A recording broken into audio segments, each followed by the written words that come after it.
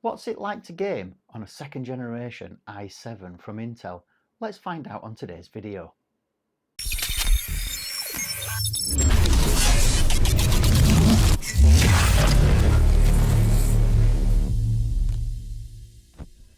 Hello and welcome back to Nellie's Nerd Cave. And on today's video I'm looking at the second generation i7 from Intel.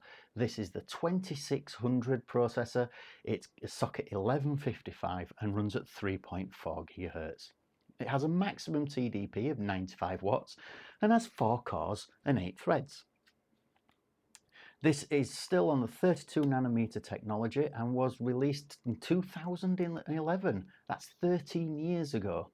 Now, this might be a 13-year-old processor, but compared to its other counterparts, the i5 and the i3, this has 4 more threads than the rest of them. So hopefully this will improve gaming tremendously.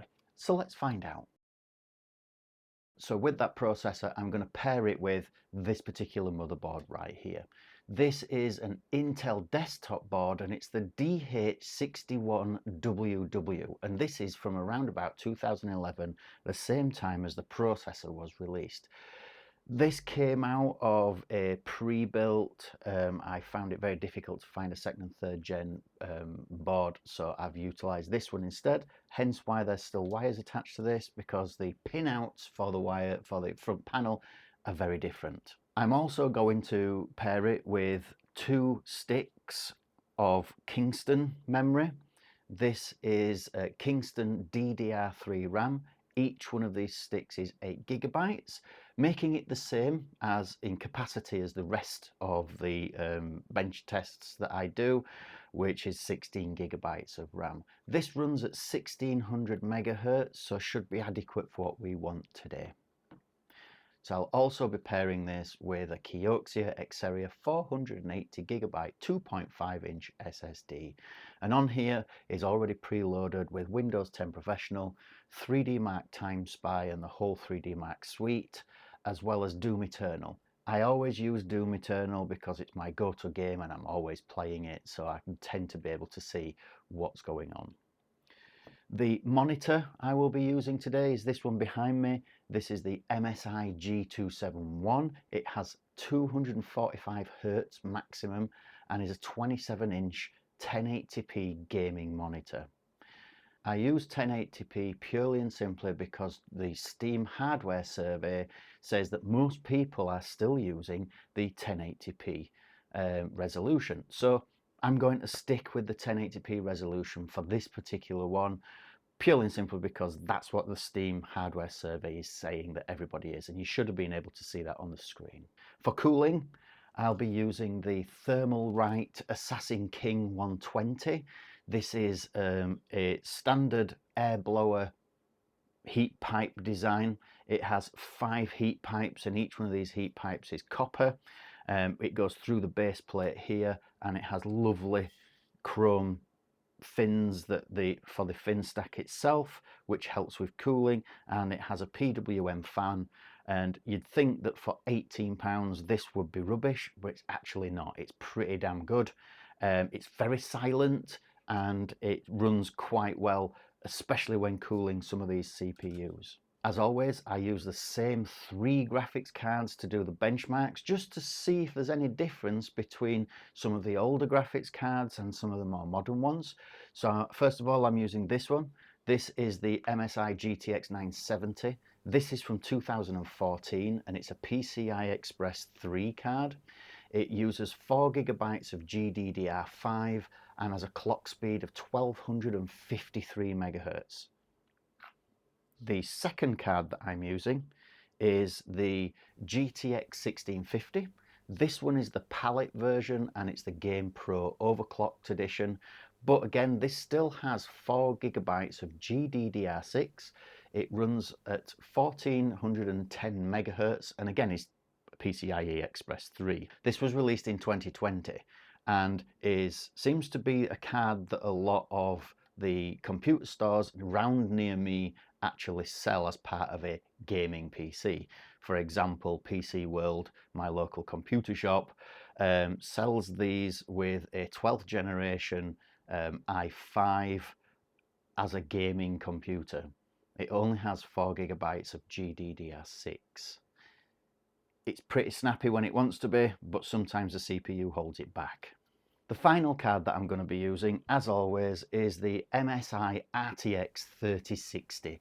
This is the Ventus 2X edition, and it has 12 GB of GDDR6. It has a clock speed of 1807 MHz and is PCIe 4 compatible. This was released in 2021, so not a bad card. Really good as far as GDDR6 is concerned because it has 12 GB, and this one actually costs around about £270 in the UK, and I've never had an issue with it. So that's the equipment that I'm going to be using. So let's get to the build.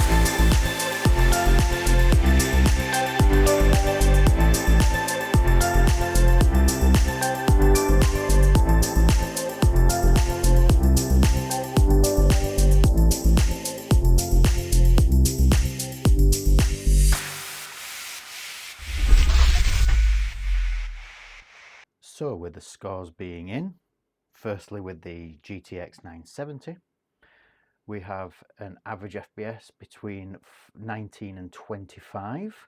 The CPU throughout this was utilised at around about 27%, which is a little bit better than previously on the i5s. We have a final score of 3393, which is a little bit below its average of 35 and 7. But that could be due to the fact, again, because I'm using OBS as my screen capture device, so it's probably taken away from the score there. Within Doom Eternal, I have between 35 and 55 frames per second, and its CPU usage is around about 69%.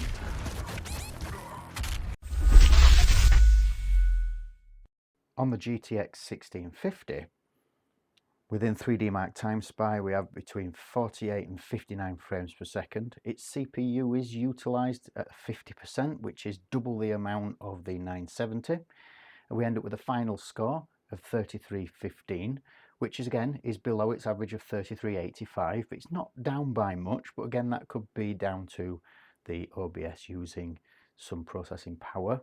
Into Doom Eternal, we have between 40 and 60 frames per second, and the CPU utilisation has gone up to around about 76% here. Again, really using the game very well. And finally moving on to the RTX 3060, where within 3D Mark Time Spy, again we have a frame rate of between 37 and 60 frames per second. The CPU utilisation within that render was 68%.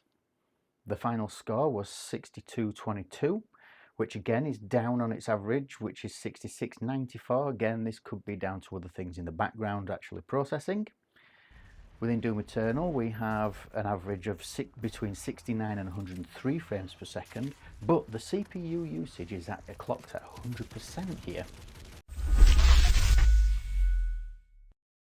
So I think the results there speak for themselves.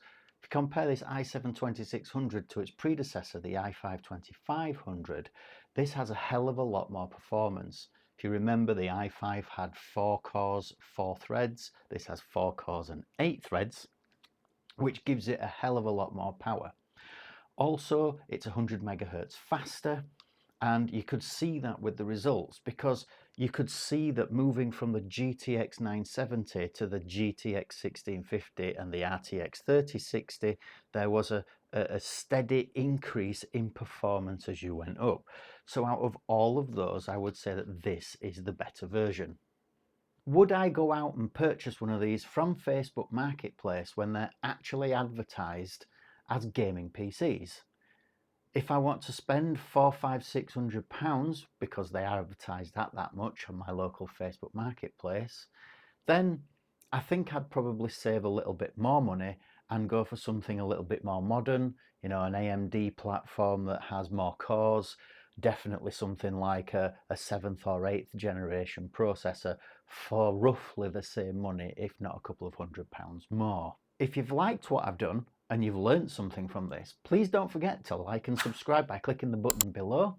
If you feel that you need to support what I do, because everything here is self-funded, go and follow the link below and buy me a coffee. And until next time, I'll see you later.